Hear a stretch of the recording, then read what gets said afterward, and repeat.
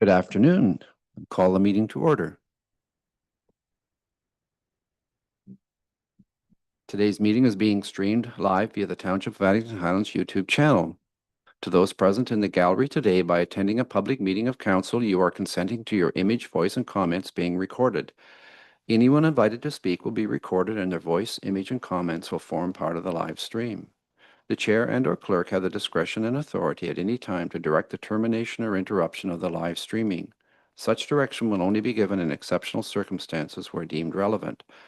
Circumstances may include instances where the content of debate is considered misleading, defamatory, or potentially inappropriate to be published.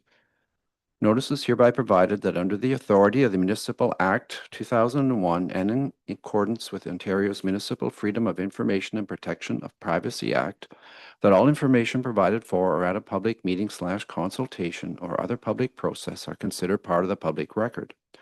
Members of council staff, delegations, and attendees should be mindful of using names of individuals or entities when discussing matters in public. Attendees are advised that they may be subject to legal action if their actions result in inappropriate and/or unacceptable behavior and/or comments. As per the Township's procedure bylaw as amended, all votes during electronic meetings will be recorded votes. All of council is present in the meeting room of the Addington Highlands Community Centre, Denbigh, with the exception of Councillor Yanch, who is absent. Thank you. On the agenda, there will be one item under business arising from the minutes where Patricia will provide an update on the planning services. So we have a motion to approve the agenda as amended. Deputy Reeve Hook, Councillor Levier. Call the vote. Councillor Thompson. Yes. Deputy Reeve Hook. Yes. Councillor Levier. Yes. That motion is carried. Adoption of the minutes. This first one is 3-1. Adoption of the special meeting minutes of May the 5th, 2026. Mover. Yeah, it's we're under 3.1, adoption of the special meeting minutes of May the 5th. Just looking for a mover. Deputy Hook. Councillor Levier. Any errors, omissions? None noted. Councillor Thompson. Yes. Deputy Hook. Yes. Councillor Levier. Yes. And that motion's carried. Item 3.2 is adoption of the regular meeting minutes of May 5th, 2026. Moved by Councillor Thompson, second by Councillor Levier. Any errors, omissions, corrections? None noted. Call the vote. Councillor Thompson. Yes. Deputy Hook. Yes. Councillor Levier. Yes. And that motion is carried. Business arising from the minutes. Patricia, go ahead. Thank you. I just wanted to provide an update on some recent changes regarding our planning services. Arcadis Professional Services provide the planning services to the municipality, and further to the discussions we've had previously, there's been another development with respect to their staffing. And the planner that was assigned to work for Addington Highlands and has been working on the files has left the company. And it's understood that there's currently no planners left in Kingston working for Arcadis. So the arrangement currently with Arcadis, since Mark Tao had left and joined Boulevard Group, was that they provided a junior planner who was assigned to the Addington Highlands, and Mark Tao was contracted as the senior planner that overlooked those files and provided any assistance where necessary, because Mark was familiar with all of our documents, our official plan and zoning bylaw, et cetera. So he was assisting where necessary because he was familiar with those policies. So upon the planner's departure, she suggested that Arcadis amend their contract with Boulevard Group, which would then allow Mark Tao to fill the gap until our RFP is finalized. And Mark would provide those planning services. So he will do the reports and work on those active files that he's been overseeing anyways. So I had a confirmation from Arcadis this morning that they are fine with that. So that we'll just continue on with Arcadis and proceed with our RFP, which should be out this week. And And that with a release, if it's released this week, then we were looking at a submission date of 3 weeks from the release date. So Mark will fill the gap for that time with Arcadis. So my suggestion and recommendation is just to receive the verbal update. Thank you. Questions? So, no.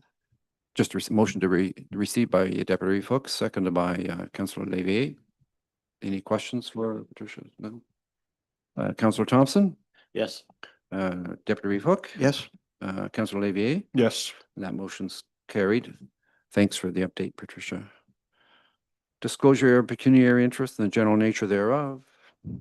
None noted. Item 6 on the agenda. So welcome Scott Robertson, a manager with Palace. He's going to provide us a housing update.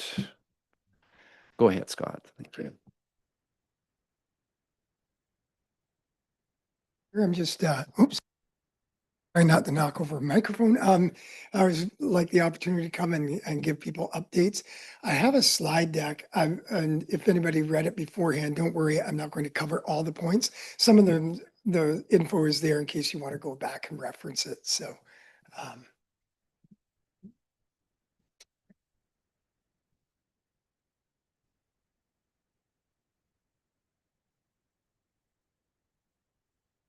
I think as people know, Prince Edward and Lennox and Addington Social Services, or Palace, as I will call it, has been around since the 90s. And so back in the 90s, the government of Ontario divided Ontario into 47 different areas and called them service managers. So we actually were created because Lennox and Addington was worried about being swallowed up by Kingston and all directives being Kingston bound. And Prince Edward was actually worried about Hastings County. So they got together and formed their own service manager area that would be distinctive. It's one of the smaller service manager areas as far as population and housing services. I can attest it's at least a 2-hour drive from Odessa to here, especially if you get behind school buses and the transport and some logging. Anyway, but yeah, definitely not. It's large in size. Go ahead. So in 1998, all this happened. There's the history of Palace being created, and you can go on to the next slide.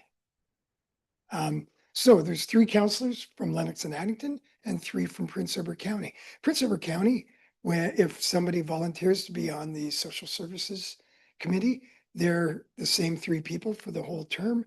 With Lennox and Addington, they switched that up. And this year, our chair is none other than Reeve Tony Fritz. So that's great. And as you can see, 3 people from Lennox and Addington, including the warden, Nathan Townend, and 3 from Prince Edward County.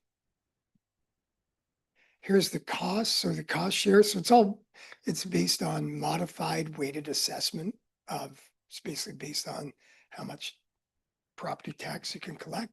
Prince Edward County pays about 36% and Lennox and Addington about 64%. And now on to housing and homelessness. That's enough about the background of Palace. So next slide. So this is a housing continuum that lots of people use. I think CMHC first started it. And I need to put a new arrow because we have 2 units of market housing that I'll talk about in a little bit. So we deal with everything from homelessness to now the market housing. And if you look at community housing, that's what, at least in the housing world, for Palace, that's what we're known as, the building in Northbrook, and we've got 421 units. And I was actually talking to the legal clinic, and they're like, well, you have pretty flexible plans, and you do so much before somebody becomes unhoused, before you evict somebody. And well, that's because we deal with them too. Sometimes we're evicting people, but then they become unhoused, and we're dealing with them as they live in a tent. So if we can do anything to prevent those evictions, we will. So the local housing corporations, there's 306 units in Lennox and Addington and 115 in Prince Edward County. In Prince Edward County, all 115 are in Picton. In Lennox and Addington, they're spread out. There's some in Odessa, Napanee, Tamworth, Northbrook, and Flinton. There we go. I think I've got them all. We also manage the centralized waiting list. And there's a sad thing, you can't get on our waiting list until you are financially eligible. It's another way to say you can't get on our waiting list until you can demonstrate that you're poor and are in need of subsidized housing. Problem that creates is then, okay, you need housing today. We'll call you in 3 to 7 years from now. And that's tough. So if you think of that continuum, we have that community housing, but we're doing everything else in between because people sometimes can figure out where to live for 4 years before they move in, but sometimes they need our help. So we connect them with like a caseworker that can help them with rent or electricity or other utilities to make sure that they maintain their housing. And of course, that somebody has to wait 7 years, that's one of the causes of homelessness. There's many, many causes of homelessness. I could probably eat up a whole afternoon, as Tony knows, talking about homelessness and my interest in providing better outcomes. But that's not what I'm here to do. We have 4 nonprofit housing providers. And just to simplify that relationship, we provide them with funding. They house low-income people and give us a report every now and then, at least once a year, about how they're doing. So there's Quinny's Isle nonprofit and Harmony Homes. They're both in Picton. Napanee Housing is in Napanee, Odessa's in Odessa. And IRCA, although you can't see my last words, but as of May 4th, IRCA moved over into the Pellis universe. So we're now managing and operating that. We've been helping them for a number of years, for about 2 years. We've been helping them. We've been calling people to move in. We've been calculating rent for those folks. And we've been doing what we call annual information returns. So once a year, tenants have to say, here's my income to demonstrate they're still eligible. So it helped with the transition in that we knew the names of everybody in there and had met some of them. So it wasn't quite as the same as with some other transfers I've been involved with where they didn't know who we were. Rent supplements. We have about 148 rent supplements. And what a rent supplement is, that's where we rent a unit in the private market. Person pays 30% of their income towards rent, and we pay the difference. So the landlord still gets their full market rent. We get to house a low-income person. I've got an example up here that you can read through, but somebody, if they rent was at that, my numbers are all even, $1,000 a month, and they earn $2,000 a month. So they pay $600, we pay the landlord $400. Works out pretty well. It also allows us to have, so we've got some of these, again, most of them are in Picton and Napanee because that's where the need is. But if something comes up, where somebody had one in Northbrook and we had a long waiting list, we could definitely negotiate with the landlord for a rent supplement in any area. Here's a summary of all the housing we have. So there's our local housing corporation, nonprofits, rent supplements, affordable, and transitional. I'm going to talk a little bit more about transitional in a few minutes. That's people who move right from the streets and into housing. And we've had a number of successes and a number of graduates from that program. So it's one of my favorite programs. So our costs in 2025, I should update that. I should have 2026 by now, but it was about $4.2 million. And there's the cost share, and that's paid by property taxes. Our waiting list, there's almost 550 households on our waiting list. That would represent about 1,500 people. 73 qualify for special priority status, which is if a person's a victim of domestic violence, they get to skip everybody else on the waiting list, so they can get housing secured quicker. Yes. And as a result, almost all of our vacancies in our family units are taken up by people who are victims of domestic violence. So if you're applied as a family with no domestic violence issues, even we have a family that applied, I think 8 years ago. And if somebody comes in today that's a victim of violence, they'll get housed before them. So we actually just recently had to create 8 units. We did that by providing, we had this with some funding that we got from the province. And we actually targeted the people who had been on our waiting list the longest. So we were hitting people like who'd been on our waiting list since 2013 and 2014. And it was good. It's a group that we can't often get to. So next. Homelessness. So we also manage homelessness. I don't know if you ever watch, I don't know if you're eager and watch Napanee Council, but they definitely deal with homelessness. They have, I think with COVID, homelessness really became apparent. And that's where, there's been homelessness in Lennox and Addington County probably since Lennox and Addington County was started, but it hasn't been visible homeless. It's not somebody in a tent, on the street or in the parks. And Napanee has a number of people living like that. And one of the main reasons is, so if somebody's on Ontario Works, they get up to $390 a month for rent. Simply not enough. I used to be a private landlord in the early 90s, and I actually, because I was such a kind guy, rented out to people receiving Ontario Works. And I got 325, I got the maximum rent, which was $325 a month.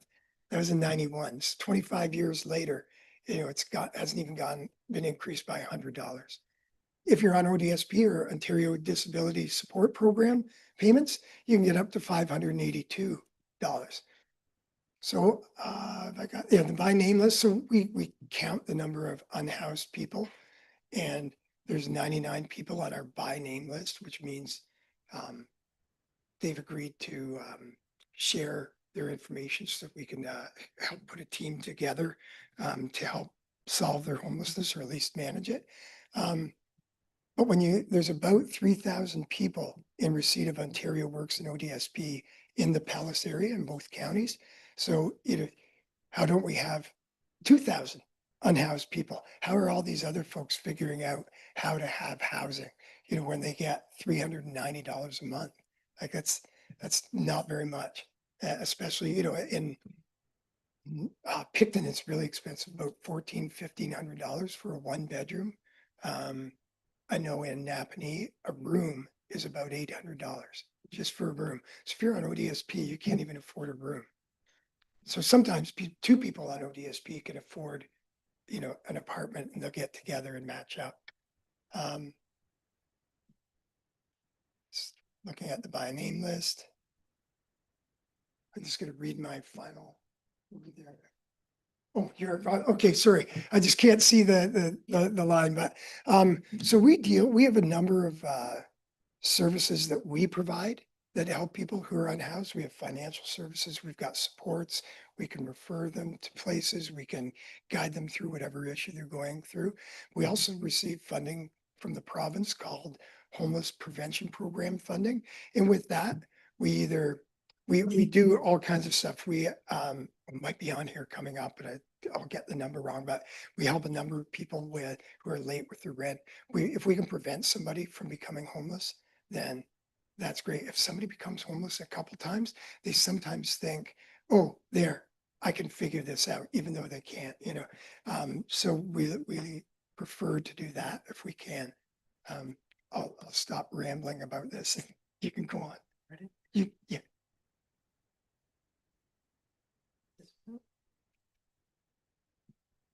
Yeah, you can go to the net. Oh yeah, sorry, this is what I was talking about. So I knew this number was up there. So last year we had about 800 and almost 900 payments to people that basically save their housing and prevents that eviction. Transitional housing, we actually have 2 kinds of transitional housing. So we have some where people, actually I think that's on another slide. So I'll just talk about the stuff that's in front of me here. So we have 41 people living in transitional housing. 8 are in Prince Edward County in Picton, and all the others are in Napanee. And it takes, when somebody moves from the street, so we move people like that have been living rough, as we call it, or in a tent or wherever, just or on the street or whatever, and sometimes for 1, 2, even 5 years, and move them into housing. They rent a room, and that's their space, and they share the rest of the home with everybody else. And we've been having success, but it takes a long time. It takes like 1.5 to 3 years for somebody to kind of to be ready to live on their own. One of the biggest adjustments, and we're still shocked when we see it, but it's like, oh, in this world, a calendar and a watch actually means something. When you're unhoused, Saturday or Tuesday doesn't matter. When you're become housed, oh, you've got an appointment at Tuesday at 2 o'clock. You better know when Tuesday is and when it's 2 o'clock. And that sounds very simple, but when you've lived a life where you haven't had to do that, it's a little different. All right, next one. Oh, sorry. I'm looking at yours here. So this is the stuff we have in the community. And then now you can, and it's important to note that I think I've said, our our transitional housing isn't staffed. And by that, I mean, there's not somebody there like from noon till 6 every day. We do have staff there. We also use that homelessness prevention program funding to to partner with community agencies so that they can do some of the things we don't do. For example, we don't run a warming center, so we give them funding to Morning Star Mission to run a warming center. We don't have people that are out in the parks providing street outreach. So we partnered with Addictions and Mental Health Services, who already have a very robust program in Kingston, because it's Kingston, Frontenac, Lennox, and Addington Addictions and Mental Health Services. So we just built on their program. Why would we try to run a program and figure out how to do it the first time when they've been doing it for years in Kingston? So it's a really effective program. And those people do also provide supports in transitional housing. All right. Then we have transitional housing in the units we manage. So 1 in every 10 vacant units are allotted to a person on the by name list. So this is just a technicality. People sign an occupancy agreement as opposed to a lease. A lease, if you want to take action, you have to go to the landlord tenant board. With an occupancy agreement, there's more flexibility. So it allows us to manage different people. Successes, we've had 49. So 49, when you see 99 people on the by name list, 49 of those live in our transitional housing. We've also had 44 people moved from the transitional housing program into permanent housing. And that's usually somebody's at the most typical route. Somebody's living in transitional housing in the private market. Then they graduate into an apartment on an occupancy agreement. If that goes well for like 6 months or so, then we would move them to a lease. And at that point, we consider their homelessness solved. 10-year housing and homelessness plan. So we're working on developing this. Expect the final document to be available probably in the fall. But I know some of you came to the town halls we had, and that was all part of that. We've met with staff. Well, next week is meeting with community partners, so the agencies that provide services to our clients. Yeah, and so, people have asked me, what will this plan do? This plan won't solve homelessness. It's not like, here's a document, it's going to tell us how to solve it, but it will point us in the direction of where we should be headed. And it will cover everything from what to do about unhoused people to where should we be building new affordable housing. And we're also developing a housing needs study. Most often, part of creating new housing is an application to CMHC for funding. CMHC will say, show us your housing needs study. So not only will this help us get funding, but there'll be a bunch of information in there. So Ken Folds from REFAC Consulting has probably reached out to somebody in this office. I don't know if he has yet or not. Maybe he's starting that next week, but our consultant will be reaching out just to talk about planning and what ideas do you have. And I know we just asked you a little while ago about what properties do you have for that you think could be developed. And he'll say, okay, I've got that information. Is there anything new that's come up that you can think of? And new development. I didn't get this in time, and I hope to actually for Northbrook show like a little schematic, but Chris Wager had it and I couldn't get it from him in time. So we're looking at new development in Bath in Loyalist Township, looking at a 12-plex there. In Tamworth, we're looking at a 4-plex, and the site in Bath is near the public school, near Loyalist Golf and Country Club or whatever. There's a golf club there. Yeah, it's right near there, and it's property that Loyalist Township owns. And Loyalist Township got a housing accelerator fund money, so they actually have a ticking clock where they need to have this housing built. So it's been fantastic dealing with a municipality that actually wants to build, and that's what the meeting was about today. And they're kind of like, okay, hurry up, let's get this going. And it's like, I've built lots of over 100 new affordable housing units, and usually there's a lot more of a pause from the municipality. And in Northbrook, I'll get somebody here to describe where it is in Northbrook so I don't get it wrong. Well, did you want to describe it's on the southeast as you exit Northbrook. It's as soon as you get past sort of the built up housing part of Yeah. Northbrook on the east side of the road. It's right on the left side there. It's vacant property. And obviously before you get to our fire hall, it's Okay, in yeah. that section. Thank you. Because I was going to say, yeah, I passed on the way, and there's a green mailbox, but yeah. So the development in Bath will actually, that's like at the stage where we'll be looking for an architect and all that. And with Tamworth and Northbrook, the plan is to get those properties ready, basically shovel ready. So what do they need for services? What about this? Is there a road allowance going on? What get it ready so that we could apply for funding to build housing.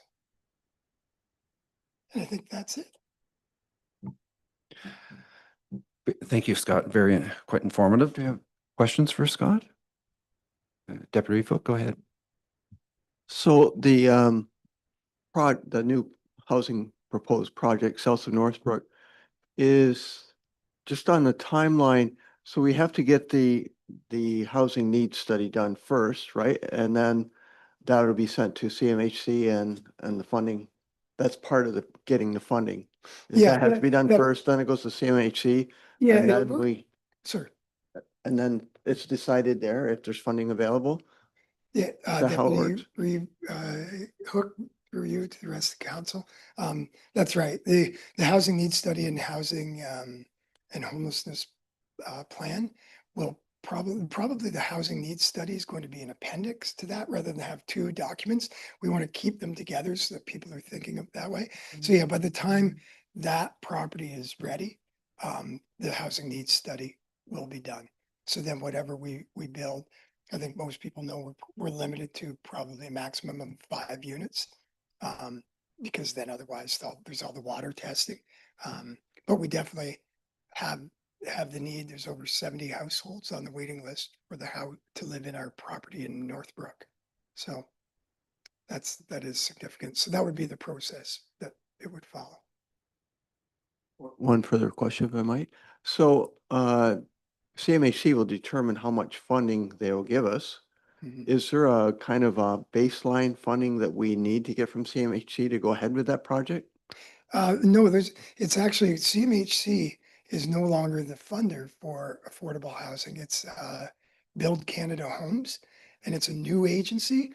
And CMHC it's been around forever, but their affordable housing mechanism was pretty familiar with people. Like the more energy efficient it is, you got more points. If you had a bunch of accessible units, you got more points, and the more points you got, the more likely it was you'd be funded.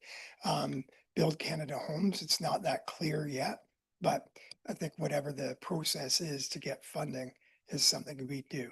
I would note too that Lennox and Addington County is prepared to put in some of their own money.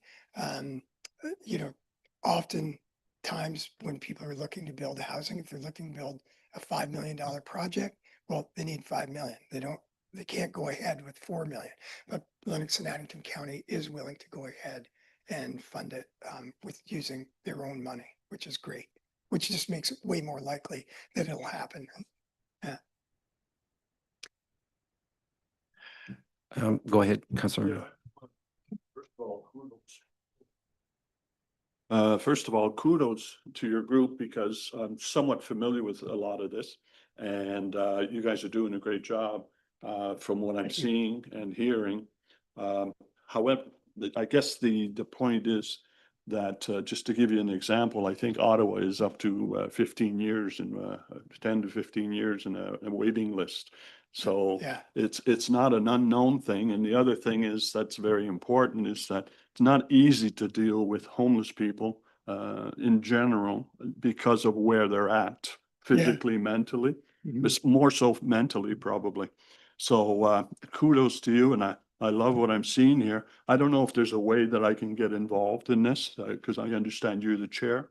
I don't know if there's need for another body or even an observer. I would love to partake if I can. Well, we can talk about that after the meeting. Certainly the meetings aren't closed, so you can always be an observer. The membership on it is selected from county council members. Yeah, Yeah. and another piece about homelessness that I should cover is, the number one place where unhoused people stay in Napanee and Picton is in our community housing. Low income people tend to know other low income people. Really hard, get a knock at the door in January and it's somebody who's unhoused and they say, can I stay here tonight? And remember 4 years ago when I had a place and you didn't, I let you stay here. So and then we end up managing behaviors of unhoused people in our own units. But it's not that we're looking for customers, but it's also a great place to connect with people. If you see somebody who needs connection to services, we can often find them.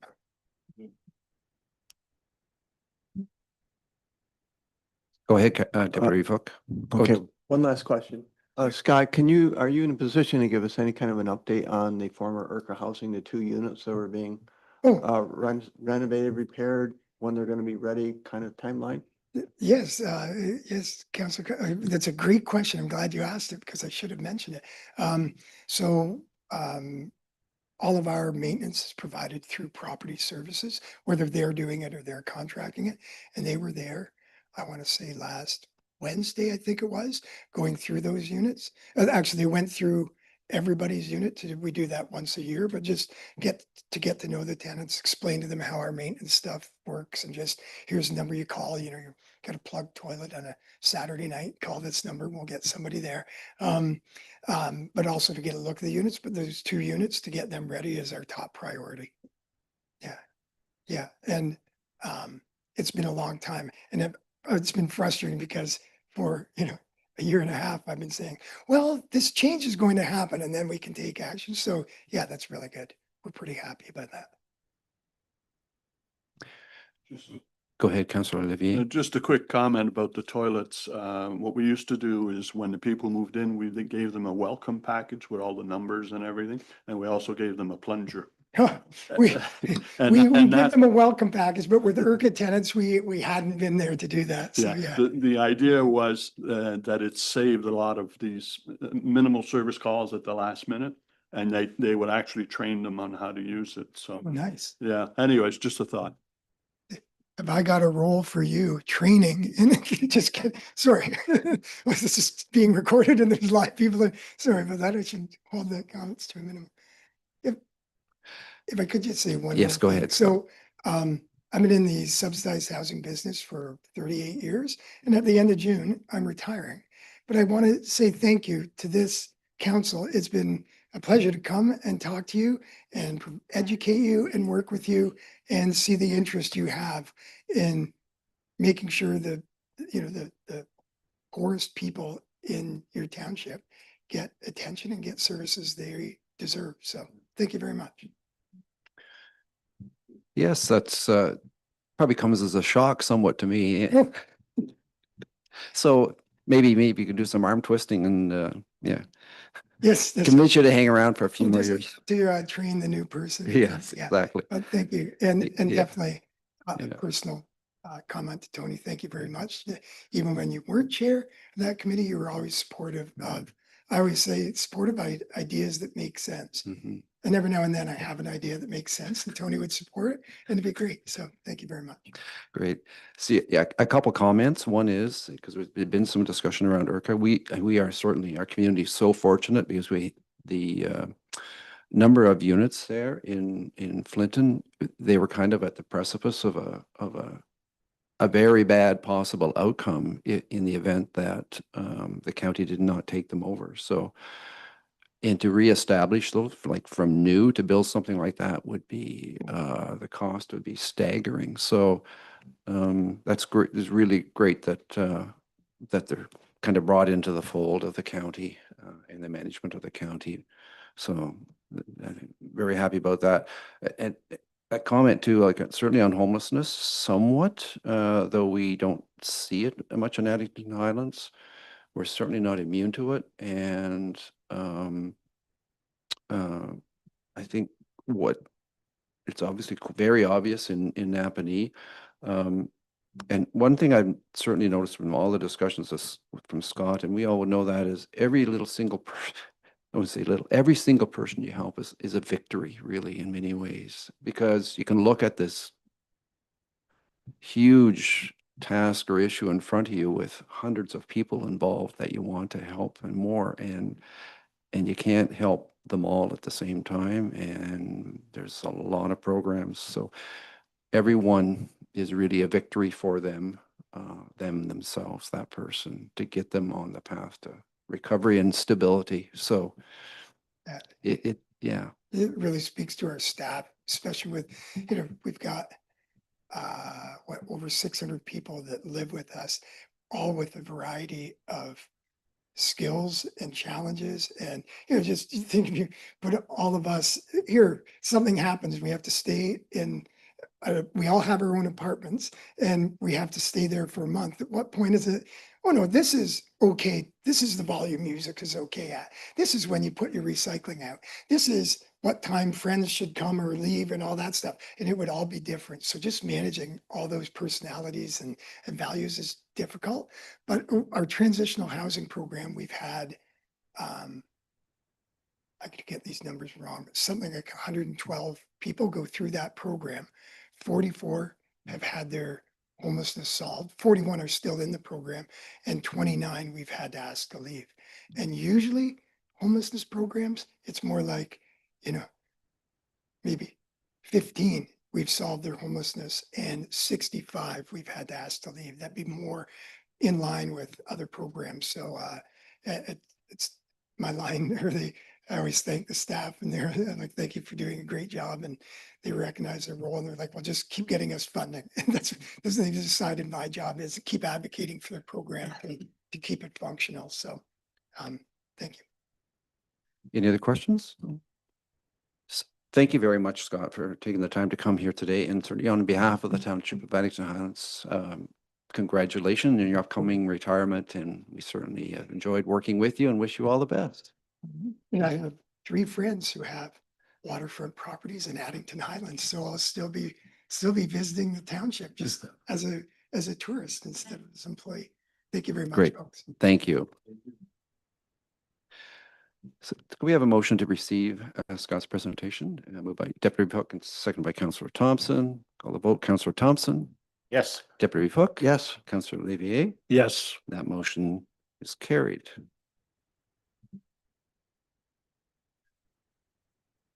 Now into matters for consideration. Item 7.1 is from North Addington Education Center on a request to waive a fee for the use of the Flinton Ball Diamond for a softball tournament and an exemption for camping on public land. Approve that. Okay, it's been moved by that we approve that by Councillor Thompson, seconded by Councillor Olivier. Any discussion, comments? Staff have any comments? Any concerns? Nope. This has been done a couple of years now, and never ever any issues. It's gone very well. Yep. Okay, we'll call the vote. Councillor Thompson? Yes. Deputy Hook? Yes. Councillor Olivier? Yes. And that motion's carried. Next item, 7.2, North Addington Soccer Association, a request to use the municipal property in Flinton for the soccer program for this summer season. What's council's wishes? Deputy Cook? A question, if I may? Yes, go ahead. In the letter to council from, is that Terry Woods? Yes, Terry Woods. She mentions that there wasn't a chance to get a permission to use the from the Limestone District School Board. I think that happened last year as well, did it not? Because of the roof? So they're not allowing it this year as well? Is that, do we know, are they, this is something they're not allowing like forever, or is there a reason for this? Do we know? No, okay. Go ahead, Christine. No, I'm not aware of why they're perhaps not allowing permits for the school.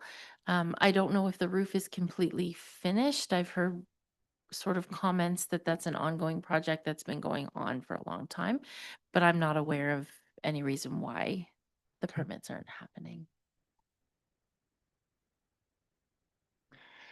Excuse me.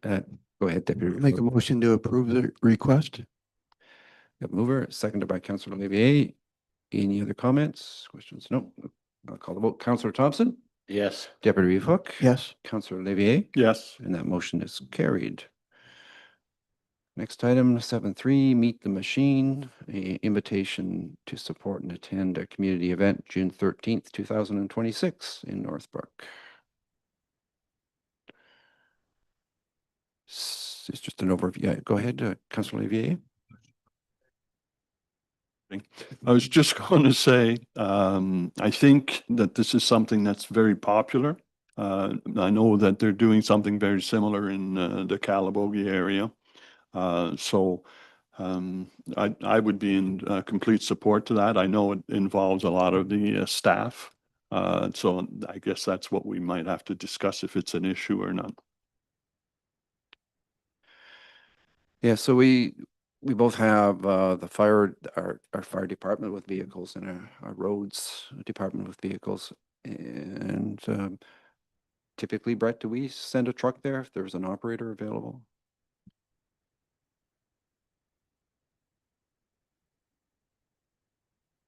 Yeah, as long as we have a volunteer, basically that's willing to take a piece of equipment. Sometimes it's not always a truck, sometimes it's a excavator or a backhoe or something like that. But no, I try and change it up from year to year so the kids don't see the same stuff all the time. So Thanks, Brett. So we could make a motion that we would be present from both roads and the fire department pending the availability of volunteers to operate the equipment. That's okay. Moved by Councillor Olivier, seconded by Deputy Cook. Any other comments? We have one comment. Is that any of us, staff, members of council, obviously quite welcome to go, and we're invited. So, yeah, it's a good event. We'll call the vote to Councillor Thompson. Yes. Deputy Hook. Yes. Councillor Olivier. Yes. And that motion's carried. Item 7.4, a resolution from the Corporation of the Town of Saugeen seeking support for their resolution endorsing the Architectural Conservancy of Ontario proposal to include 10 million per year in a provincial budget for helping heritage housing. What's your wishes? Councillor Olivier? Just had a question, the lighter oil, I'm assuming that's something that was done to be greener. Do we use that here, Brett? That's on a different item. We're on 7.4. So, sorry, Mo. Oh, I'm sorry. So this has to do with the Architectural Conservancy of Ontario. No, that's okay. Yeah. Yeah. Deputy Cook? I'll make a motion to approve. Move to Approve and support. yes. Okay, a mover. Second by Councillor Thompson. Any discussion around it? Call the vote. Councillor Thompson? Yes. Deputy Cook? Yes. Councillor Olivier? Yes. And that motion is carried.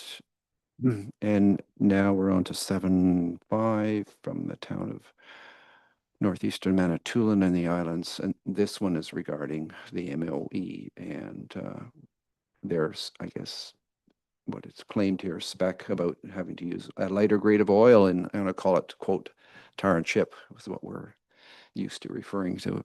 This is the one you were discussing, Mo? Yeah, my apology. No, go Yeah. ahead. I was just curious, do we use this oil on our roads? Because most of our oils are compact, right? Or not our oil, our roads? I would say that there's a portion of our roads that are tar and chip. Say less than between right around half, possibly. Yeah. So we meet all Ministry of Environment requirements with the oil that we use, and it's all done through the county's tar and chip program, our surface treatment program. So I wouldn't want to say about the type of oil without looking into it deeper. I didn't really read ahead on this item earlier. So Okay, Yeah. I was just curious as to what are the pros and cons, I guess, as far as the one versus the other, because it sounds like it was changed a while back to the light oil. And now I'm trying to understand what the financial impact is if we were to use the old, because it sounds like it's the light oil is not working as well as the regular oil was working before. we've had good luck with the stuff we've been using. I wouldn't really want to change it at all. But I can do some further research on that if you wish. So, or if council wishes. I was So- just curious, if you're happy with it, then there's no need to change it, I guess. So, okay, thank you. Deputy Fook, you had a question? Well, I think Councillor Leveille answered but he was asking the same question. I just wondered if Brett had seen any of our roads not live as long as previously when the older oils were used. And that's a pretty hard one to answer because you have difference in traffic and winters are different, and it's all over the news right now, how our roads are not holding up, but because of the last winter, the potholes are just insane. But there's so many factors involved, so whether or not this oil has a factor at all, I guess, who knows, right? Yeah, I wouldn't want to say that they've lasted any longer, but I wouldn't want to say that they've decreased in lifespan either. So at this point, so Okay, so what's your wishes on this one, Deputy Fook? Motion to receive? Motion to receive, seconded by Councillor Thompson. We'll call the vote. Councillor Thompson, Yes. Deputy Fook? Yes. Councillor Levier? Yes. That motion is carried. Item 7.6 is a resolution from Township of Springwater, essentially opposing the appointment of the warden of the county of Simcoe by the province, and opposing the extension of a strong chair powers to the warden of the county of Simcoe. This quick summary. Yeah, Councillor Thompson. Receive and support, please. Yeah, so we have a I'll second that. mover and a second by Councillor Levier to receive and support. Any other questions, comments? We'll call the vote. Councillor Thompson? Yes. Deputy Fook? Yes. Councillor Levier? Yes. And that motion is carried.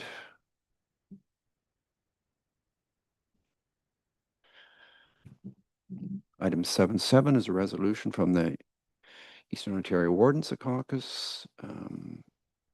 This relates to requesting that the Government of Ontario essentially get the property tax reassessment cycle off of hold and back into an operating mode. And the thing is, there may be some misunderstandings, and certainly as at our county council, last week there was a discussion around it. However, all this would do is essentially a potential is to shift the burden slightly from one class to another once this reassessment is completed. It has no impact on the total taxes collected unless you increase your budget on an annual basis. It has zero impact other than shifting it from one. Let's say you needed the same money next year as you need this year, and this reassessment took effect during that time period. Next year, you would collect the same money in total. It would just shift the burden from one to the other based on the reassessment, as it does not increase taxes directly. Deputy Hook? Just to add to the Reeves comments, it was Warden Townend that suggested that this is a political hot potato and that no premier would want to announce that we're going to do a reassessment because most people say, well, our taxes are going to go up. So nobody wants to do it, but I think everybody is in agreement that it should be done at some point, but that's politics, right? Yeah, that appears to be the only reason it's on hold. Yeah. Yeah. So I would make a motion, we support this resolution. A mover by Deputy Hook to support it. Moved by Councillor Levier. Call the vote. Councillor Thompson? Yes. Deputy Hook? Yes. Councillor Levier? Yes. And that motion's carried.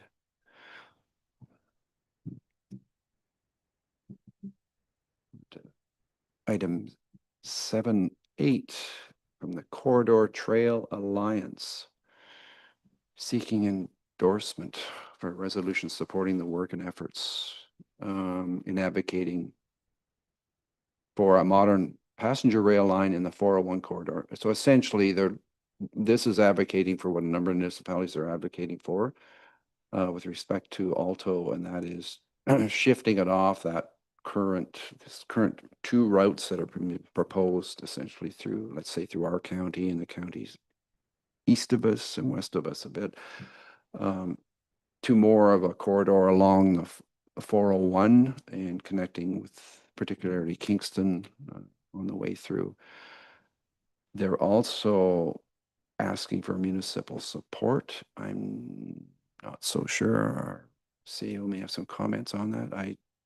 My question is, I'm not sure how a municipality can donate to a lobbying group. But put you on the spot. Christine, do you have any comments on that? Thank you.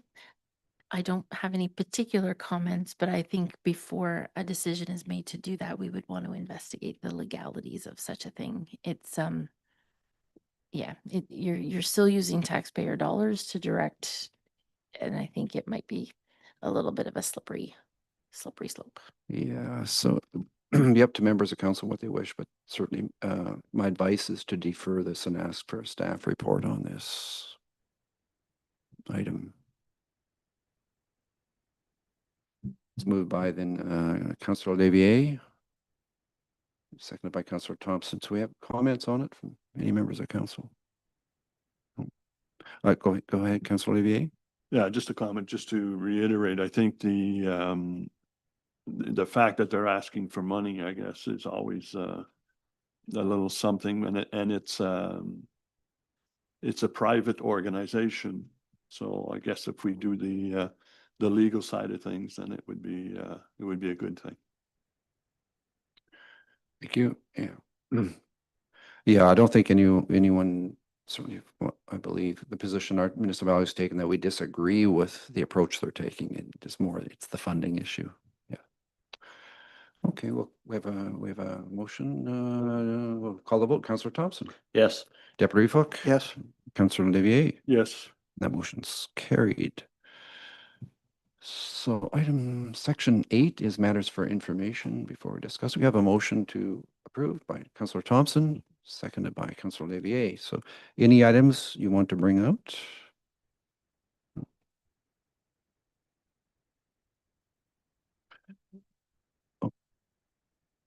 I'll just talk briefly about the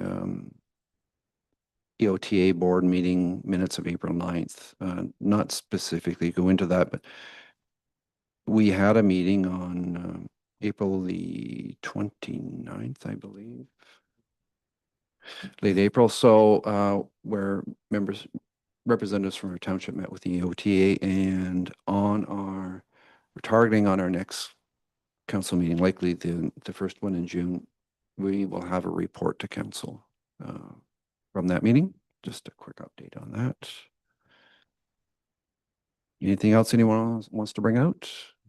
No, so we'll call the vote. Councillor Thompson, Yes. Deputy Hook. Yes. And Councillor Olivier, Yes. and that motion's carried. Into section 9.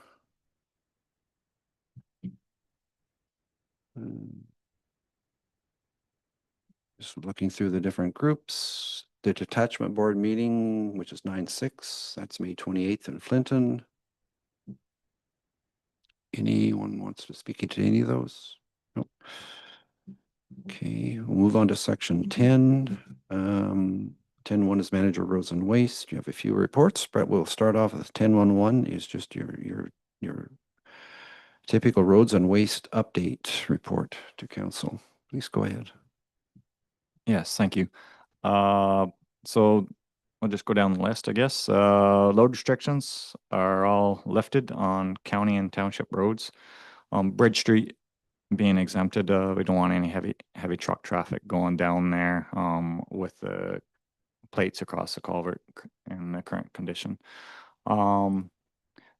Speaking of Bridge Street, work is continuing. Survey is now completed and a geotechnical work has been started with boreholes completed May 14th.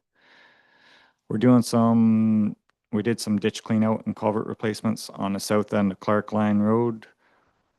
We were doing some berm retrieval and grading on Clark Line Road as well in the middle section. And Freeburn Road from Clark Line Road west towards Wilson Hills Road. And then we cap some of that with some M gravel. So gravel surfacing and capping is being completed on some roads in Ward 2. Calcium chloride RFQ is advertised and gravel tender for Ward 1 is advertised as well. Both have information on our website and are on bid and go for if anybody's interested. Northbrook Backhoe is back and working, and pickup sweeping is starting. We have continued to do the blow-off sweeping, and hopefully we'll have almost all the blow-off sweeping done this week. So as far as the waste sites go, usage is ramping up. So we have our temporary waste site attendant hired, and we're ready for summer, I guess. So that's about it for the roads and waste updates at this point.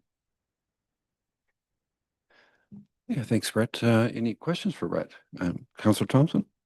Yeah, Brett, I have a question. You know, the property that the township owns down by the culvert, the building there that they use for storage? Yeah, right on Mill Street or Mill Road. Yes. So anyways, people live at the top of the hill, Bruce and Sherry Carpenter. They would like the permission to clean up around that building, like there's some trees, just clean them up, but not cut down any big trees, and some brush, just generally just clean it up. So they were going to go ahead and do it, and I said, well, I better just ask for permission. So they're not going to alter it, and just clean it up. And Yeah, I don't necessarily have any problem with it, but I think it's more of a council decision than my decision. Because there is some liability to allowing that, and so I wouldn't want to say it's okay to go ahead and do it and then have somebody get hurt performing those duties on township property. So. So maybe we could just split that into a separate discussion right after the report. Is that okay, Councillor Thompson? Then we'll. Any other questions on Brett's report? Councillor Lebier? Okay, motion to receive and seconder. Councillor Thompson? We'll call the vote on that one. Councillor Thompson? yes, Deputy Hook? Yes. Councillor Lebier? Yes. That motion's carried. So, Councillor Thompson, let's move on to the discussion of doing some cleanup. How is that handled? Because in other cases, we have volunteers doing sometimes work in our parks and stuff like that, doing work. Is there something we need to put in place, or how do we deal with that when someone wants to volunteer to do some work on our property? Is that volunteerism any different than volunteering in a park? I don't know. So my, sorry, my assumption is when we use volunteers like members of the rec committee or members of the rec club in the case of Flinton, they are covered under the insurance of their organizations. And so as a result, we don't ask for additional insurance, or we don't ask our insurance company or let them know that we have volunteers working on our property. This one's a little bit different in that they're going to be acting kind of as individuals, not under another umbrella organization. I'm sorry, I don't know which property we're referring to, and what is the type of material that we're cleaning up, if someone can describe that to me?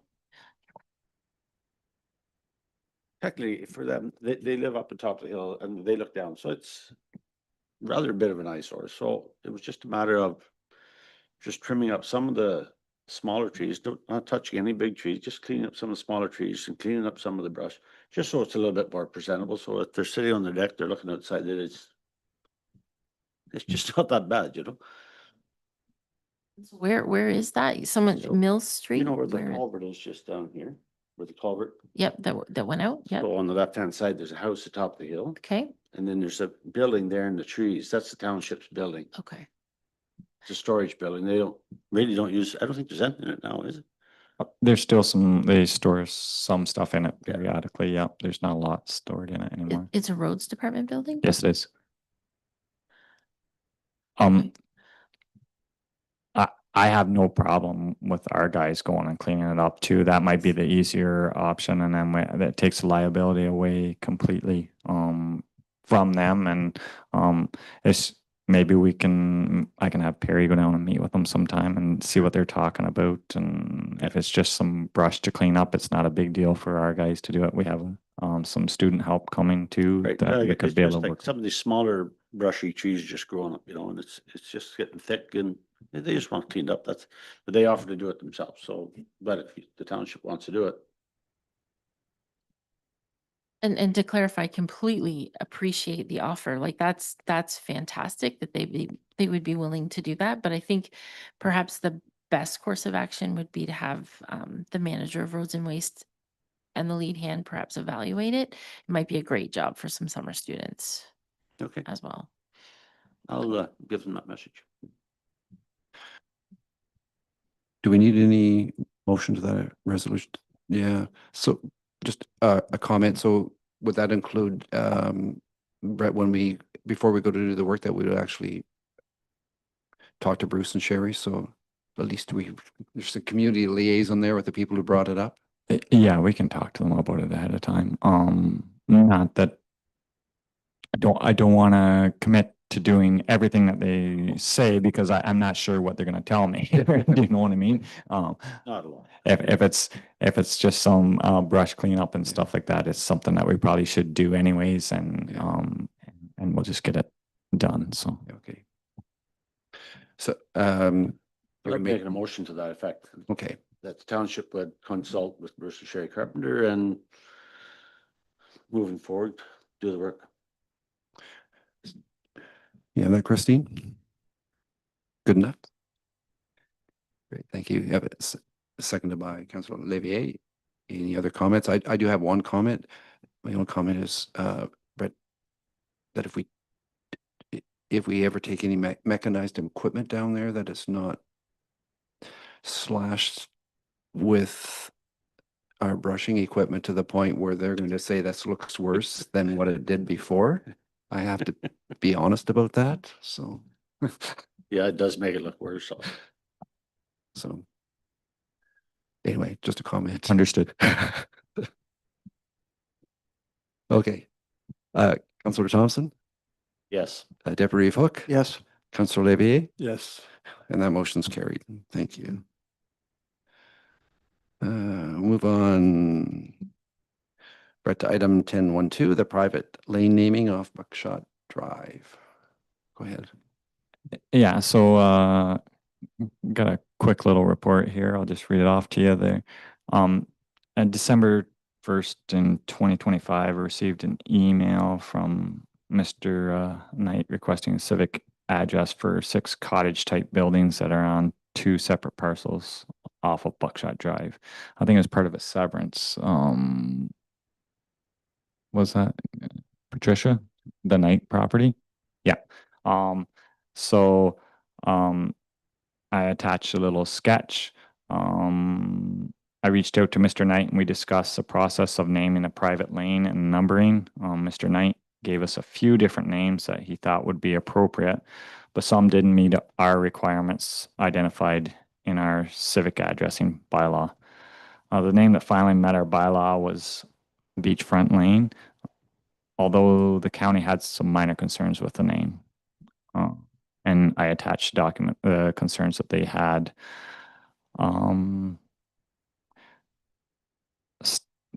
We looked at it and staff thought it was the best option to proceed with the beachfront lane name, as there are no similar names in the county, and the closest beachfront name appears to be in the Barry's Bay area type of thing. So I'm recommending that that township approves the road name of Beachfront Lane and ask staff to prepare a bylaw to invoke the name for that road. So Thanks, Brett. Any comments from members of council? Deputy Cook, Just a motion to approve staff recommendation. mover, I have a seconder by Councillor Olivier. Call the vote. Councillor Thompson, Yes. Deputy Cook. Yes. Councillor Olivier, Yes. and that motion's carried. Thank you, Brett. And we're on to item 10.13, which is name the truck. And you have a report there. I'll turn it over to you, Brett. yeah, not much of a report, but it was brought up at a previous meeting about the name and truck contest, inviting people in the community to submit a name for the new truck that we're going to be receiving. So Kayla and the officer put together some information, and I thought I'd pass it along for review by council to see whether there was any changes that needed to be made, or if you had any other recommendations. So I think it looks quite good the way it is, and I would like to get things done up before we receive our truck, actually, and whenever that happens. So Thanks, Brett. So Deputy Cook. I too think it looks great. It's a good job. Maybe I would suggest adding a couple of things. Could we add in there, photo will be taken of the person sitting in the truck, as long as, if it's a child, his parents' permission to use it on our page? And also, can we include on there that to be a decal with the name on the truck? Because it doesn't really say that anywhere. yeah, we can do that. Okay. That's the only two changes I thought we could add, but otherwise it looks perfect. I had one comment, kind of tongue in cheek. It says it's open to all residents of Addington Highlands. So I guess it's open to members of council to have some creative names. Any other comments? Deputy Cook? One more, just when we get the names that's going to council, as long as we don't have an email associated with the name. So we want those all to be anonymous, right? Yeah, I think that's a given. Okay, and so then we need a motion then to approve this as amended. Deputy Cook and Councillor Olivier. Call the vote. Yes. Councillor Thompson? Deputy Cook? Yes. Councillor Olivier? Yes. That motion's carried. No report from the CBO. CO Clerk Treasurer, handy person position, Ward 1. Christine? Thank you. This is just a follow-up from a discussion that we had during the budget meeting back in March. For the benefit of those counselors who were not on council when we established the handyman position, the intent was to have a handyman basically in both wards, so it's easy to do those little projects that perhaps the manager of the facilities doesn't have time to do, but could easily give those to someone else.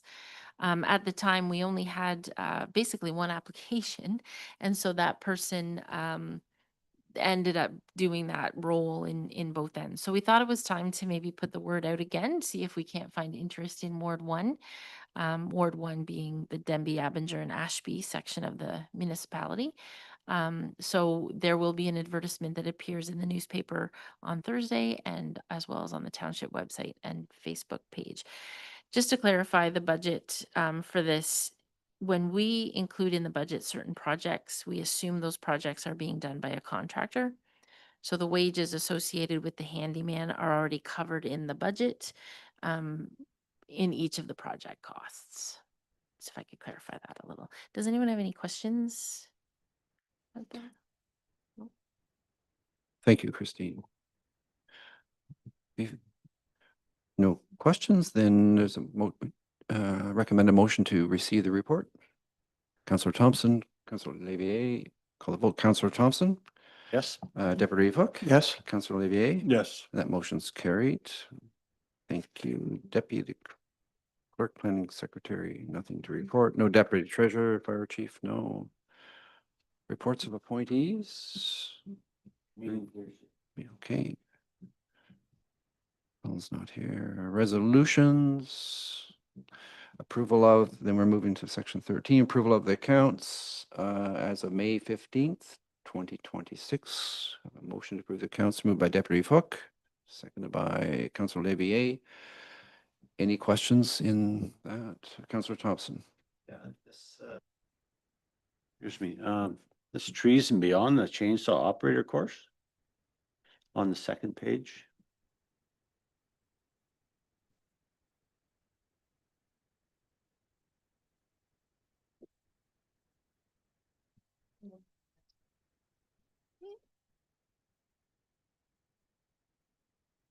That's not me. That must be the fire department, I I'm presume. assuming it's the So fire department. Just one second.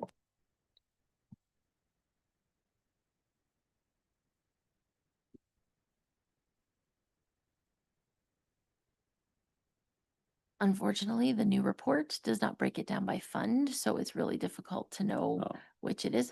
I'm looking, hang on.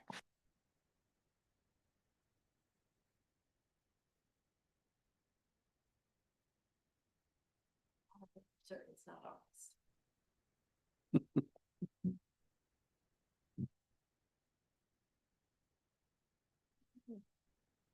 Fire department. It was a joint effort, 3 members of the Denbigh Fire Department and 4 members of the Caladarberry Fire Department participated in that for a total of 7. The price per participant, $860. Pretty pricey.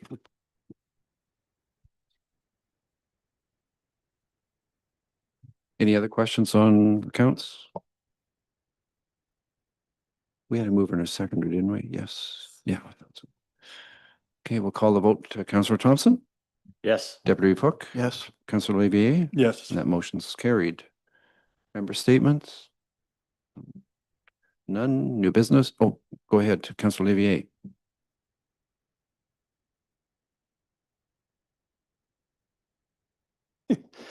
There's 2 new businesses in Orleans. In Denbigh. Is this the appropriate time to maybe mention their names, or is that something we can do? Go ahead and mention their names. Sure. Okay. There's 2 new businesses, and they're both family owned. And one is Sage Creek Botanicals, and Melanie Cook and her kids are running it. It's right next to Rosie's. They are now open, and they offer specialty coffee and all kinds of botanical, and I believe in the summer they'll be offering vegetables and a bit of a market environment. And there's always also the BS Express, that's owned and operated by Jesse and is that Collie Johnson? They're at 177 Bridge. That's the new wagon that's there. And I just want to wish them well and basically encourage it. It's nice to see, however small the business is, it's nice to see them there. And see these young people take on the opportunity. So if you want to support them, that would be great. Thank you. Thank you. Deputy Reeve Hook? Rod Plumley from the County of Lennox and Addington would love to get that information, add the businesses to the county business directory. So, yeah, we could send it to, if you give that to Patricia, I guess, she'll forward it to Rob and make sure that they get Okay. and he also comes around and when he comes up this way, he'll do a story on them, like a blog post, photos. Nice. And he does a great job to Well, promote new here it is businesses. done. Great, good to know. Thank you, Morris. No, thank you. Thank you. Any other member statements?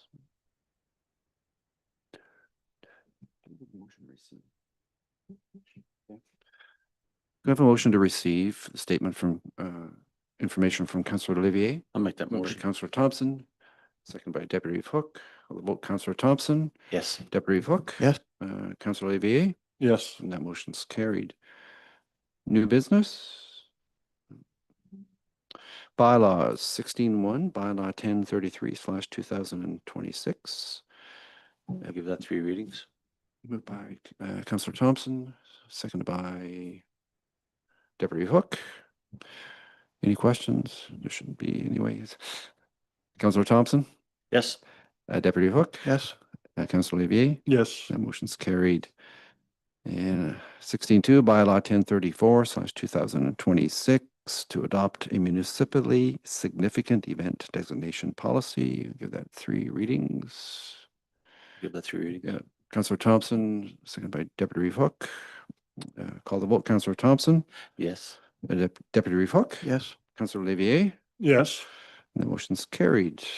There's no closed meeting. Item 18, confirming bylaw, 3 readings. 3 readings.